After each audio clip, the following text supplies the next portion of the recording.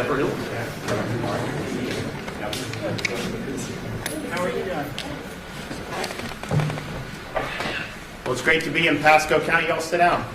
It's great to be here. We're excited to have the senator here and Senate President Wilton Simpson with us. We're excited to have Senators Stargell and Burgess as well with us, and Danny obviously has got is from this area close by as well. Representatives Amber Mariano and Randy Maggart, and then the Speaker of the House, Chris Sprowls from nearby Pinellas County. And we're excited to be here to be able to sign the budget for this year into law. And if we had had a press conference a year ago talking about what the budget for 21-22 would look like, a lot of people thought that it would get really ugly because you saw a lot of the economic activity go down across the world, not just in Florida and the United States. And there was projections that we were going to have dire straits in terms of the revenue outlook, and that you would see massive cuts to things that we've been working on, like education, environmental protection, all these other things. And that was kind of the conventional wisdom. But we made the decision that as other states kept locking their citizens down, we'd lift people up in Florida.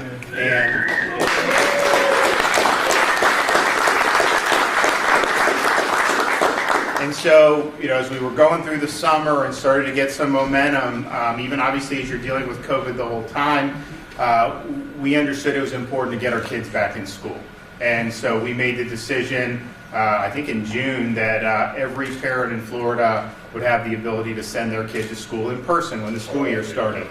And we didn't force the parents, because if parents wanted to do virtual, we figured, it's fine. I mean, we were confident that it was the right thing to do from a safety perspective, and obviously critical from an academic perspective and a social development perspective. So we were able to do that. We were the only large state in the country to have 100% of the families with access to in-person education at the start of the school year. The only other states that had, only a handful of states that did, and most of them were much smaller population-wise than us. And so when we did the schools, there was a lot of naysayers. A lot of people were saying schools need to be closed. They were wrong, and we were right on that, and we're happy that we were right on that. And it's something that if we had gotten that one wrong, you can have a good economy, you can have all these things, but if you'd have gotten that wrong and locked the kids out of school for a year, that would have had lasting consequences for our communities and for our state. So we were happy to be able to do that. And so I think what happened was, we worked hard to get people back to work. You started to see the economy do better than expected in Florida, even as early as last summer. And then we really served as kind of a respite for other citizens of our country and other states that were chafing under these lockdowns. They would just try to get to Florida. Some move permanently, some just ride out the lockdown, some just come for effectively a proverbial breath of fresh air.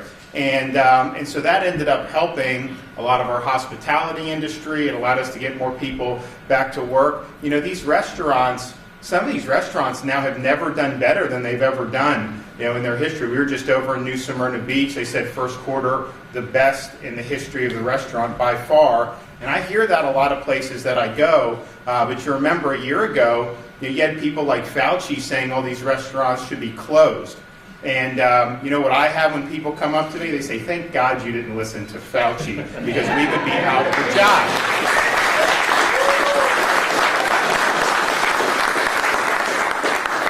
So we ended up seeing that, and I know a lot of places, I was in the Panhandle recently, they never did better than they have in the last year in terms of the tourism and all these other things. Obviously, you see the property values in Florida. People want to buy homes here, and that's just, I think, as a result of doing it right. So when we came into this legislative session, I knew that we were going to be strong. I think these guys eventually came around to, but they had been given a lot of forecasts that said that it was going to be very bad. And so, I was just like, look, I have confidence. So we ended up going, and then as the session went on, they got the estimates in April, and it was clear that we were in really, really good shape. So that the budget we'll have today that I'll sign will likely have, once June is up and the fiscal year ends, we'll probably have about $10 billion in reserve. And that's just state money. It's not including any of this federal money. We're at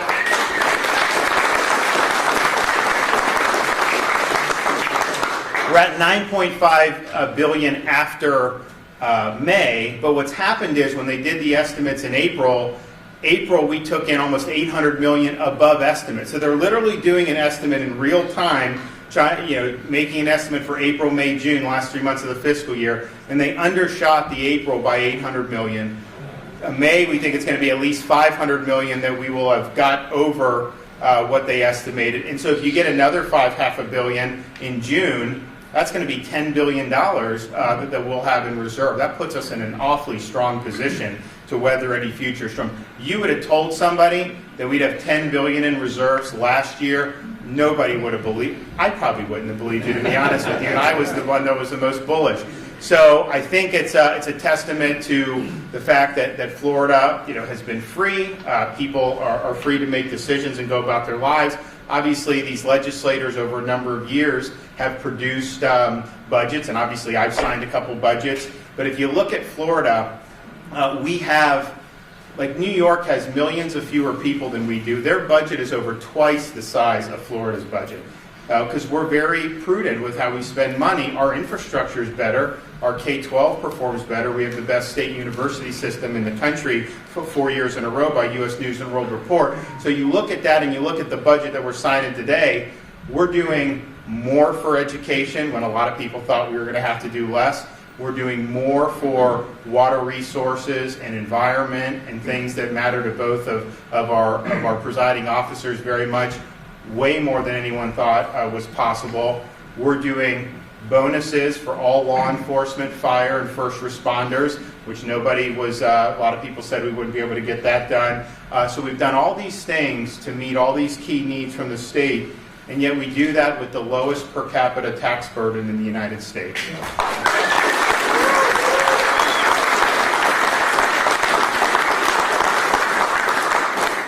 So we're proud of what this budget will accomplish. I mentioned education. We've got almost $2 billion for early childhood education, almost $23 billion for K-12 system. We did do last year the biggest teacher compensation expansion in a generation, and we actually did that and more this year. So they've even added more, and our goal is to get the average minimum salary for teachers, and this is throughout the public, the school districts and the charter schools, to be $47,500. Only 12% of school districts in the whole country have average minimum even above $40,000. So we were the bottom half of states, states. Now we're going to be, in the top 10. Hopefully we'll be able to be in the top 4 or 5 when all the dust settles.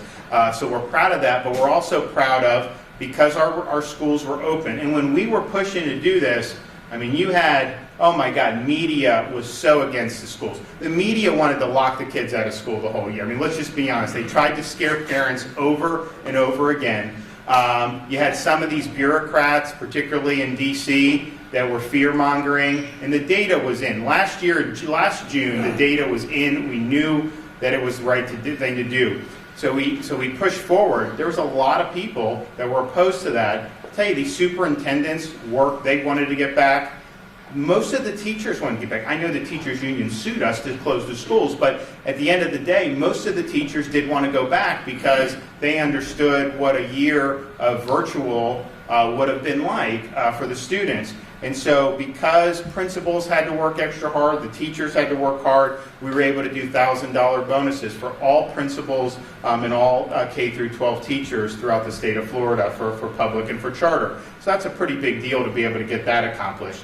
We also understand that the issue of mental health has been a perennial issue. It's an issue that's very difficult to tackle in some respects. It's an issue that our First Lady, my great wife, has done a lot of good things for the state on, but we also understood when the pandemic hit, this was throwing a lot of things up in the air, and this has exacerbated problems. But I will tell you this, whatever mental health challenges we have in Florida, they would have been way worse had we not had things open. I can tell you that right now, because you look at these other states that continue to do lockdown, continue to keep people out of school and out of work, and those problems are going to mount dramatically. So here in Florida, we understand for our school children it's important. We have $120 million for in-school mental health initiatives, so that's a $20 million increase over last year. And we also have $5.5 million for youth mental awareness and assistance, which the First Lady has been involved with specifically, and we really appreciate that. But then there's another $137.6 million for community-based services for adults and children with mental wellness needs. So all told, you look at all the different agencies that we fund and all the different programs, we got about $2.5 billion for mental health and substance abuse throughout the state of Florida. So we understand it's a challenge, but we're stepping up to meet the challenge. We also gotten a lot of momentum on supporting our water infrastructure and improving our water resources, which is very important for a state that's built around fishing and boating and enjoying the outdoors. And we made a lot of progress my first 2 years as governor. A lot of people thought, given the circumstances, that this was going to get whacked and our momentum was going to get derailed. But actually, if you look, there's actually more money for things like Everglades and water resources and water quality than even I asked for in the budget. I think they did even more things, and I know both Senator Simpson and Speaker Sprowls were instrumental in that. So this is going to put us on track. We're going to be able to complete some of these major reservoirs and stormwater treatment areas just within the next couple years that are going to have such an important impact on kind of the plumbing, the natural plumbing of the state of Florida. We also have the first time, I think, certainly in Florida history, I don't know many other states that have done this, we started a program, Resilient Florida, to be able to address the needs that we face as a storm-prone state, as a state that has to deal with a lot of flooding. So we started with $500 million of seed money, and then through the Speaker and Wilton working together, there's going to be a recurring pot of over $100 million that comes in every year. And so these will be local communities can apply for these grants, and you can be able to do things. So we have some areas, they flood all the time. If you had some infrastructure there, you'd be able to potentially mitigate that. And there's a whole host of things that go into that. We're also proud of the amount of money that's been put in for beach renourishment. I mean, it's a very important thing. So we're going to have $150 million for beach renourishment, which is important when you have 1,300 miles of coastline that we're being good stewards of that. One of the things we did when the pandemic pushed a lot of people into remote work, we saw the traffic declined in most parts of Florida. So we accelerated some of these road projects in highly congested areas like in I-4 in Orlando, did one in Tampa, some other places.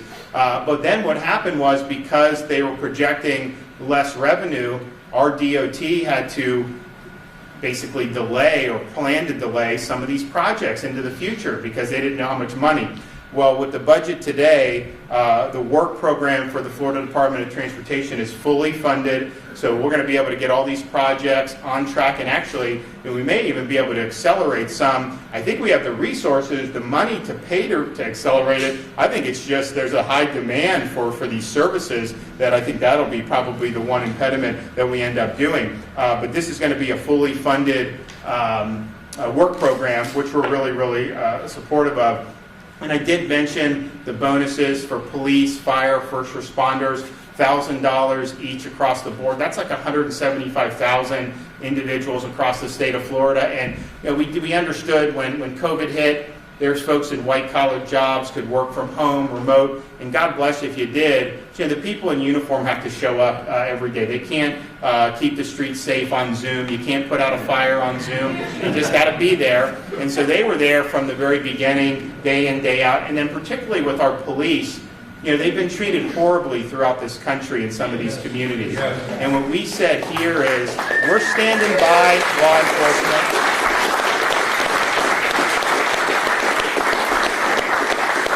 We're standing by law enforcement, we have your back, and we understand the importance that supporting law enforcement plays in maintaining public safety in those areas that have moved to defund police or just haven't supported their law enforcement. You're seeing crime increase dramatically in some of these places throughout the United States of America. We don't want that in Florida, so we appreciate the service. But so I think because of all those factors, we thought it was important to seek bonuses for all of our first responders, including police. So we're able to get that in the budget here, $1,000 for every sworn law enforcement, firefighter, and EMT in the state of Florida. So that's going to be a really big deal. So I think that what this budget shows is that we spend money prudently, but I think we spend it effectively. And I think we're focusing on areas that will really make a difference. Obviously rewarding some of the folks who've been instrumental in the last year to keep Florida moving forward. Of course, maintaining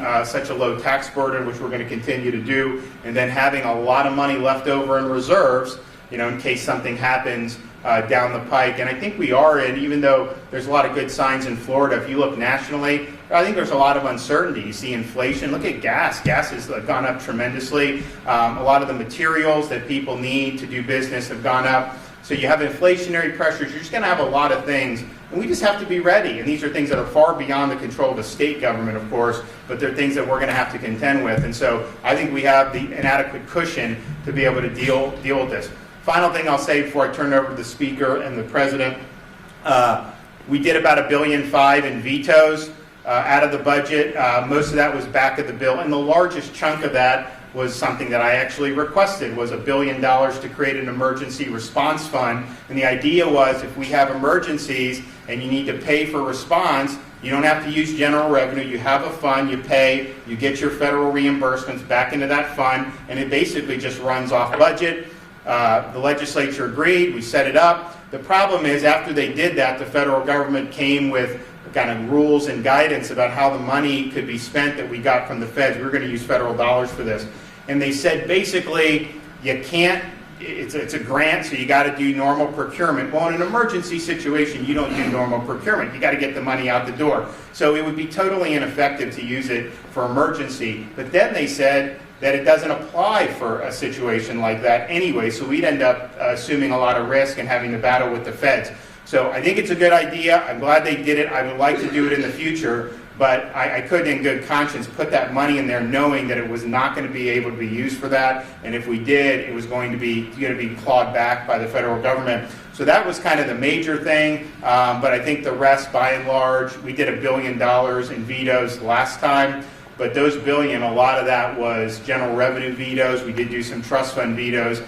So I think this time, because the budget's in good shape, we were able to do, so these guys got more of some of their initiatives. And quite frankly, there were things I vetoed last time that I supported. Heck, I vetoed my own stuff in some respects because we just didn't know, and we had to make tough decisions so that Florida was prepared to handle whatever came down the pike with COVID-19. And I think we were able to do that effectively. So that's the picture with those vetoes. But I think all things considered, you look at a lot of the major issues that we're dealing with, and I think the legislature did a really good job to address, almost all the key issues. And so I thank them for that, and we'll turn it over to President Simpson.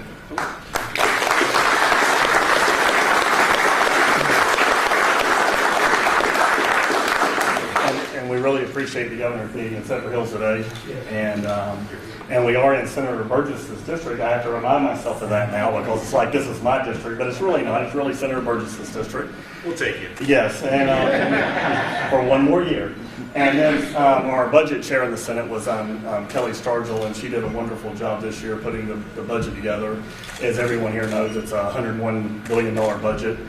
The speaker's team and representatives worked very well with us, not only in this area, but structurally. What I was proud of for the state of Florida, the $9+ billion of reserves is not by accident, it was planned. We have a AAA bond rating in the state of Florida by all three agencies. We did structural one-time big needs with a lot of the stimulus dollars that came down to Florida. We had $2 billion additional in transportation. We put $300 million into the wildlife corridors. So if that's important to you, an additional $100 million in Florida Forever. And so we structurally did things with sea level rise. That was a major priority of the speakers. We started that program here in the state of Florida, first of its kind. $500 million initially with a recurring funding of $100 million a year, a little over $100 million. Same thing with septic to sewer systems. City of Zephyrhills, if you've got any of those systems shovel ready, I would be calling DEP right away to get in on some of that $500 million because it's available. That's what it's there for. So we wanted to put enough resources out there to make a large impact in the initial projects that are shovel ready, and then have a recurring stream that would continue afterwards, a little over $100 million in that fund also. All along, affordable housing. That gets a big story every year. And every year, there's a Sadowski fund with the legislature, us. We would generally sweep a lot of those funds. But we're still spending $500–600 million a year in affordable housing. This year with the budget we did, there's an additional $70 million a year going to affordable housing and state funds through that trust fund. So the last 10 years, we've averaged about $140 million a year going to affordable housing. Now it's going to be a little over $200 million a year.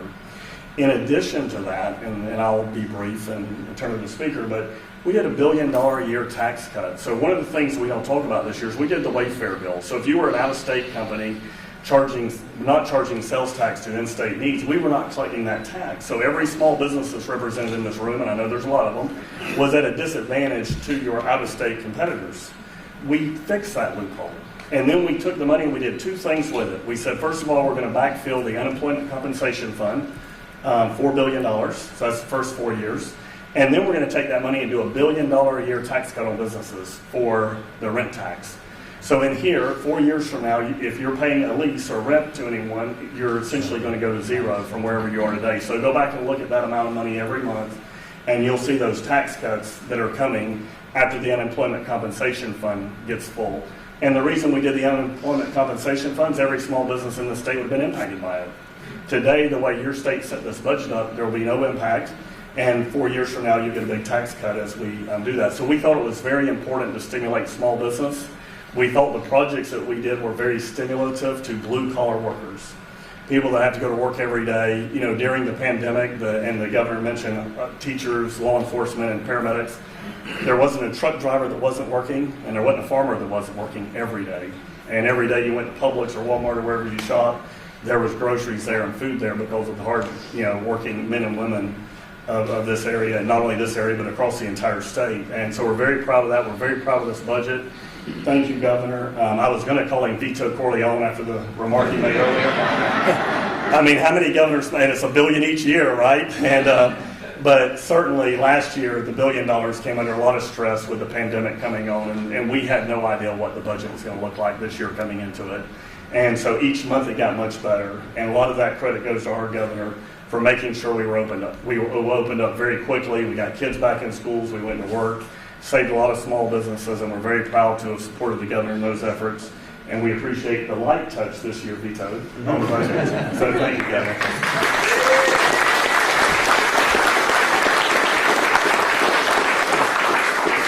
Well, it's great to be here with President Simpson, Senator Burgess, members of the Pasco delegation. We've got Representative Randy Magger, who's part of this delegation, Representative Mariano, Representative Artie and Zika, who are here as House members.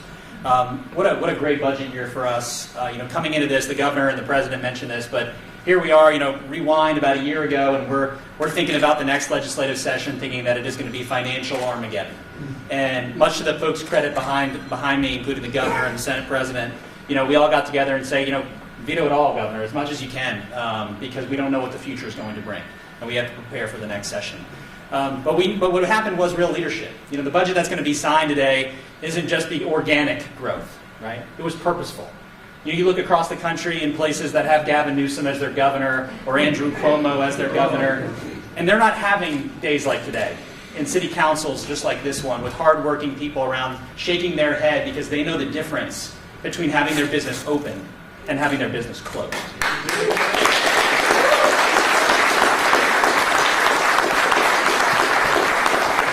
They know the difference between being able to have their child in a classroom where they're engaging with students and engaging with their teacher and coming home and excited about learning and not being able to go to school at all. And the reason that we're here today, the reason that we have the things that we have in this budget, which I'm going to talk about briefly, is because of this governor, because of the leaders behind me who said, we don't care what CNN is saying, we don't care what the national pundits are saying, we don't care what federal bureaucrats are saying, our kids are going to school and our people are going back to their jobs.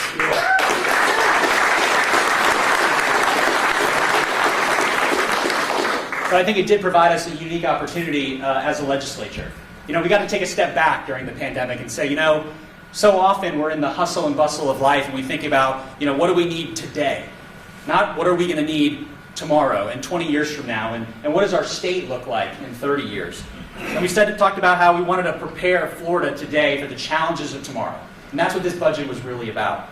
And I praise the leadership of the Senate President, Senator Starchel, Chairman Trumbull in the House, on what we did. Think about it. K-12 education. What's more important than our children? In addition to the governor making sure that children are back in the classroom, we increased the budget spend over $315 million for K-12 education this budget year because we want our kids back in the classroom. We want to make up any learning gains that they may have missed. We talked about Schools of Hope is in this budget, which allows children in Pasco, Pinellas, Polk County, Hillsborough County, who are in perpetual failing schools, to be able to have access to an amazing choice option to get their kids on a pathway to prosperity. We talked about jobs. Nothing's more important than our families being able to go get a job, to find purposeful work that not only give them a sense of purpose, but provides for their family. We had some challenges during the pandemic. We've invested hundreds of millions of dollars in making sure not only do we have the technology we need when it comes to workforce, but that people in our community, in Pasco County, in Pinellas, and throughout the state who are looking for a job, that there's real help for people to let them know what credentials they need, how they can get a job, what pays the best, and what's going to be the thing that's going to fulfill them. That's in this budget. We thought about our most vulnerable population. Those of us who got to get up every day during the pandemic and go to work, got to see our coworkers, but there were a lot of people who couldn't do any of that. Our elderly population, our disabled population. There's tens of millions of dollars in this budget to take people off the disability waiting list, to provide for people with Alzheimer's respite care. And for the first time since 1976, this legislature took the lead to cover postpartum moms after they give birth, to make sure that they're healthy, and extended that coverage from 2 months to 12 months.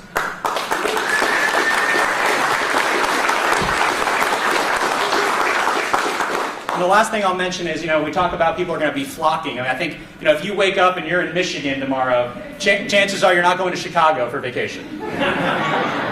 You're coming here to the state of Florida. You're going to come to Pasco County. You're going to come to Clearwater. You're going to come to Tarpon Springs, where Congressman Bill Rackus and I live, and you're going to enjoy the sunshine. Nothing is more important to our future than our environment. And it seems like a decent place like Zephyrhills to talk about clean water. You're here. But this governor, this Senate president, there has never been a legislature that has championed Florida's environment more than this one. The president and the governor talked about how we partnered on resiliency and septic to sewer. What could be better than preparing for the future to make sure that our communities don't flood, that it doesn't ruin our homes and our businesses, that it keeps our homeowners' insurance low, and that communities like Zephyrhills have the ability to upgrade their sewer infrastructure to make sure that is up to date, that it's not hurting our water quality. We want to make sure that, in addition to being on a farm in Trilby, that you can go to a beach in Clearwater, which you're going to be able to do because under this budget, we have historic funding for beach renourishment. We want your families to be outside. The governor in a Home Depot just a couple of weeks ago signed Freedom Week, our tax package, to encourage Floridians to go outside. There's more money in this budget to fund our state parks, and to encourage our families to be outside than ever before. We couldn't be more proud of this budget because it prepares Florida today for the challenges of tomorrow. Thank you, Mr. President. Thank you, Governor, and members of the legislature who made this happen.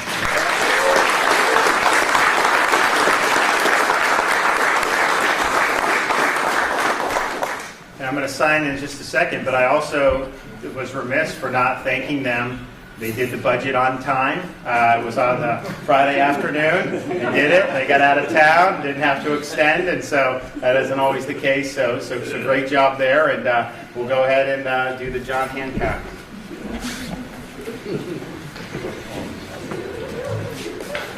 All right.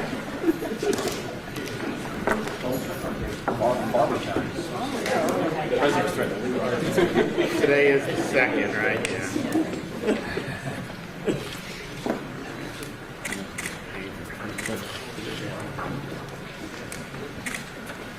Did that fish sandwich in Lakeland? That was good. Yeah.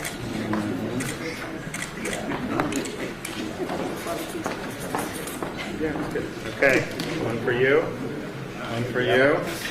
All right. Thank you, sir. All right. Well, between you two, okay. That guy. We're in Dennis. All right. That guy. Well, they did well here.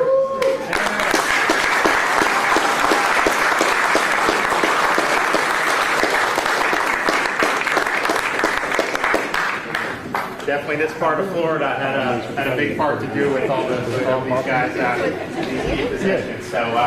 So we appreciate it. We appreciate the hard work. We're excited about some of the opportunities that lies ahead. I think this provides a good blueprint for us to be able to meet a lot of challenges to our state. And I can tell you that there's a lot of people that I think over the last year and a half have said, "Thank God I live in Florida." So.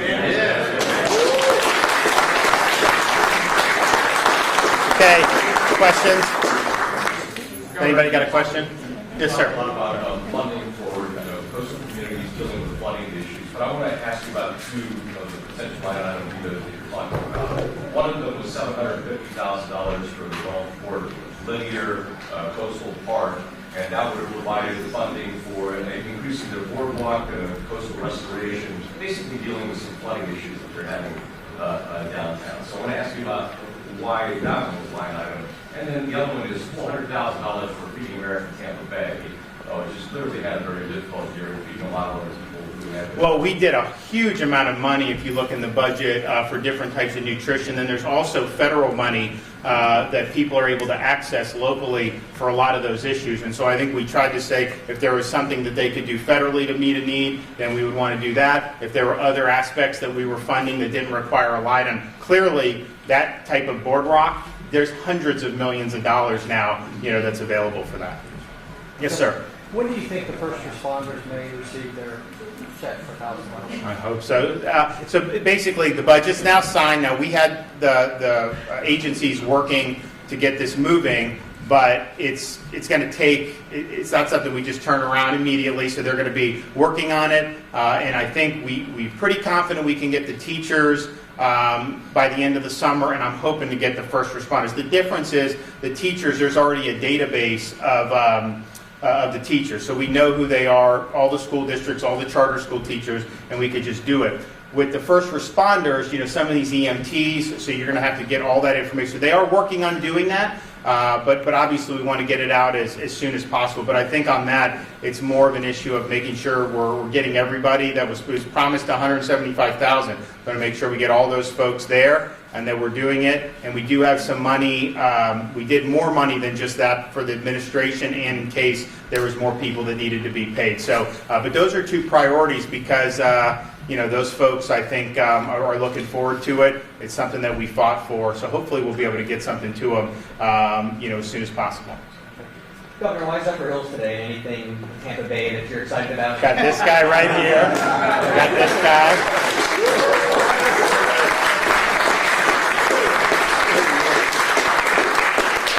But really, the region here should feel very proud. I mean, if you look just the greater Tampa Bay region, you have the presiding officers, you have appropriations in the Senate, Trumbull's from the Panhandle, we'll give them a pass on that. But I mean, I'm grew up in this region too, so I mean, it is interesting just to see that so many folks, from these counties, Pinellas, Pasco, Polk, are really leading and doing a lot of great stuff. We've done a lot of stuff with Chris recently in Pinellas County. We did the Resilient Florida bill signing in Tarpon Springs in his district, and I know we've done some other stuff with education. So we said, look, we want to come, and we asked Senator Simpson where would make sense, and he thought there'd be no better place than Zephyrhills. And so even though it may not be technically in his district, obviously, Pasco has done so well with all this. I'm looking at these things that we're approving.